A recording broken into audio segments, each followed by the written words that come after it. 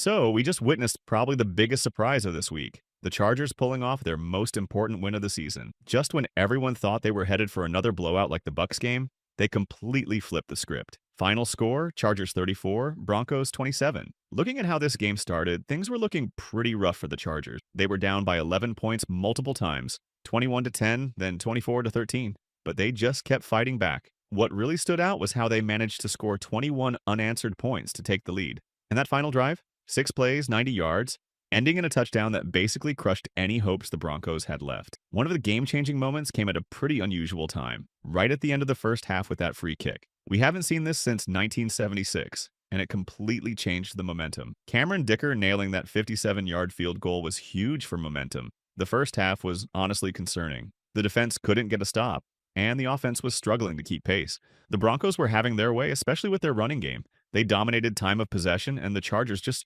couldn't get any momentum going on defense. The offense managed to put up a couple of touchdowns, which kept them in it, but things were looking pretty bleak. What makes this win even more impressive is the context. The Chargers had lost their last 2 games and 3 of their last 4. They were in a spot where they absolutely needed to avoid having their season come down to must-win games against the Raiders and Patriots in the final weeks. Instead, they stepped up and beat the toughest opponent left on their schedule. But what really impressed me about this game was how the Chargers showed their resilience. Being down by that much, especially after how things had been going recently, a lot of teams might have folded. Instead, they just said, forget it, and went all in. They started getting those crucial defensive stops in the second half, put points on the board, and completely turned the game around. This was their second win against a team with a winning record this season. Interestingly, both wins came against these same Broncos, but this felt different. This wasn't the same Broncos team they faced earlier in the season. This was a team that had won 4 straight and was playing some really good football. Sure, there was still some drama with an onside kick at the end, but this felt way more convincing than their first matchup.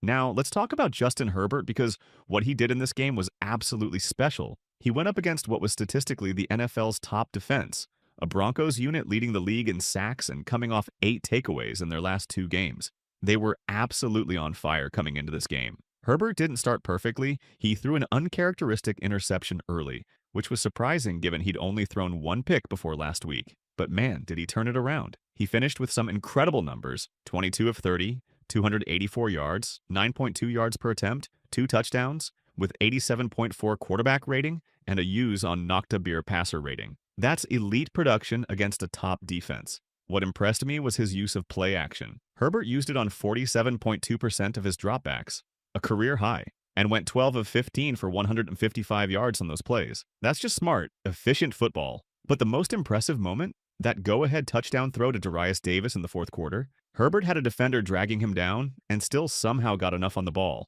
It's the kind of throw that reminds you why he's considered one of the best young quarterbacks in the game. Then he followed it up with that perfectly executed shovel pass to Hassan Haskins for the game-sealing touchdown. Now, Herbert did all this on just 3 days rest against a defense that was supposed to make his life miserable. He even made plays with his legs. If you take away the end-of-game clock-killing plays where he intentionally lost yards, he had 5 carries for 45 yards. Plus, he spread the ball around to 10 different receivers. That's the kind of complete performance you want to see from your franchise quarterback. This was exactly the type of statement game Herbert needed. When you perform like this in December with playoff implications on the line or against a top defense, that's what elevates you into that elite quarterback conversation. The result? The Chargers improved to 9-6, swept the Broncos for the first time since 2010, and now have a 97% chance of making the playoffs. Now let's break down what made this offensive performance so special. The Chargers put up 34 points, and doing that against this Broncos defense is way more impressive than when they scored the same against Cincinnati earlier this season. Remember, Denver came in as the NFL's top defense in points allowed. The offensive balance was fantastic, 380 total yards with 117 on the ground. We saw Herbert throw for over 300, and the run game topped 100 yards. They managed to score 13-plus points in both halves, which shows great consistency. Let's talk about some standout performances. Ladd McConkey had another great game with 6 catches for 87 yards. Darius Davis came up huge with that incredible 19-yard touchdown catch. And how about Josh Palmer making one of the catches of the year? That 2-point conversion where he tipped the ball to himself and made a one-handed grab while keeping his feet in bounds. That's elite body control right there.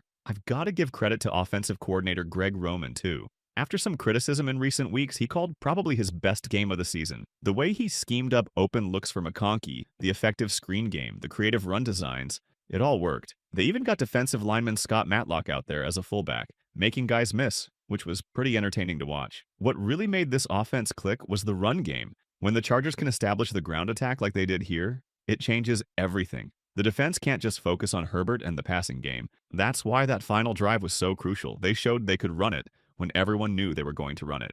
The running backs really stepped up in this one. Gus Edwards had a throwback performance, breaking off that huge 43-yard run on the game-sealing drive. That's particularly impressive considering no Chargers back had managed even a 10-yard run in the previous 2 games. Edwards forced at least 3 missed tackles on that play alone, and his ball security was crucial. He finished with 4 carries for 68 yards and 2 touchdowns, one of them pure effort, dragging defenders into the end zone. Hassan Haskins also made a game-changing play, taking that short pass from Herbert and turning it into a touchdown that put the Chargers up by 10. Kimani Vidal added solid production with 5 carries for 24 yards. That's 4.8 yards per carry. The offensive line deserves major credit too. Going against a defense that led the NFL in sacks, they only allowed Herbert to get taken down twice. Rashawn Slater put on an absolute clinic against Nick Bonito, who came into this game with 11.5 sacks. As offensive line coach Duke Manyweather pointed out, Slater completely neutralized one of the hottest pass rushers in the league, putting up 34 points against the NFL's top defense.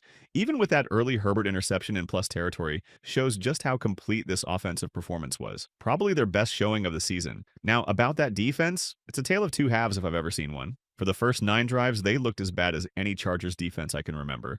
But then something clicked, and they completely shut down the Broncos offense in the second half. Now, let's talk about what might be one of the most dramatic defensive turnarounds I've seen this season. The first half was frankly brutal. The Broncos scored 21 straight points with long, time-consuming drives. It looked exactly like the Buccaneers game all over again. The numbers tell the story. The Broncos had 65 rushing yards in just the first quarter, averaging 6.5 yards per carry. Even more frustrating was their third down efficiency. They were converting 3rd and 8+ situations like they were nothing. There was one play where they completed a check down pass at the line of scrimmage on 3rd and 11 and somehow still got the first down. Here's a shocking stat.